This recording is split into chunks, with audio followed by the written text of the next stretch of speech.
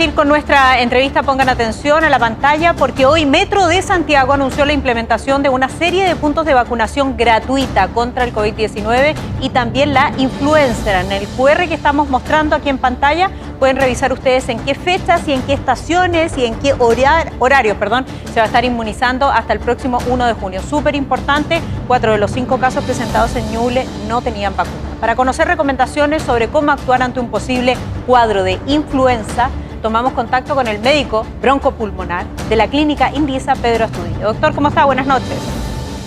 Hola Soledad, ¿cómo está?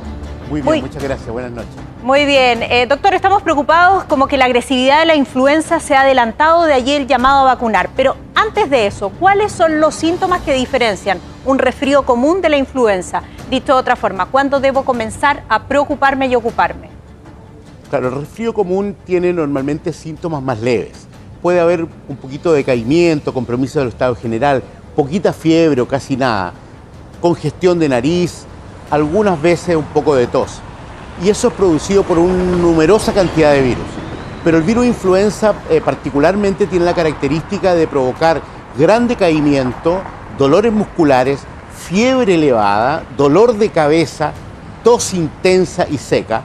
Tanto es así que la jerga popular antigua le llamaba a esta enfermedad el garrotazo. Claro. Eso ilustra un poco de cómo pega la influenza porque da un gran compromiso del estado general. Así que son distintos el resfrío común de la influenza. Es algo que realmente uno siente como algo diferente. Y se lo pregunto por lo siguiente, doctor, porque uno de los casos que se produjo lamentablemente y que terminó falleciendo un adolescente de 15 años en Ñuble, llegó muy tarde hasta la urgencia. Eso es lo que dicen desde el propio hospital, que ya venía con un cuadro excesivamente grave del cual no pudo salir. La pregunta entonces, ¿en qué momento me voy a urgencia?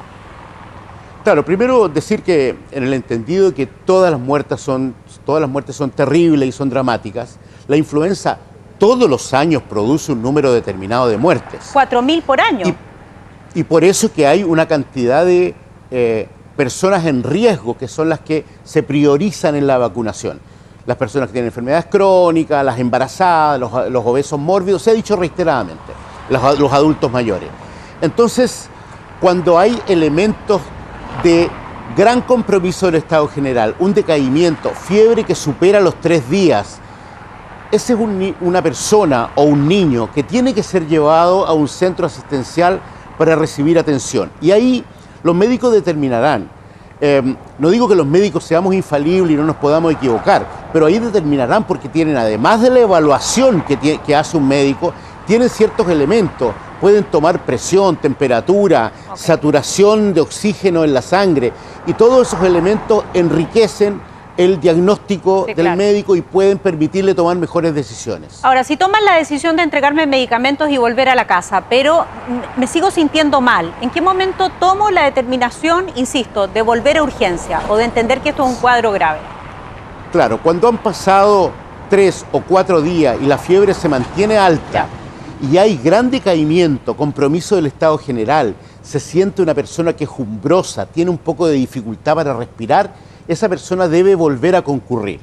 Y también uno debería aprovechar de llamar, probablemente lo hacemos quienes tenemos más años de experiencia, pero deberíamos llamar a los médicos o al personal de salud que es más joven y tiene un poco menos de experiencia. Es que cuando un niño o un adulto consulta al menos 3 veces por la misma causa, ese es un paciente que debe quedar internado o por lo menos en un periodo de monitorización en un centro asistencial. Puede ser un SAPU, un servicio de urgencia, a lo mejor no necesariamente hospitalizado, pero debe quedar en monitorización porque esa persona que consultó 3 veces por alguna razón lo está haciendo. Y por lo tanto uno debería ser tomado más en cuenta que el resto de la gente.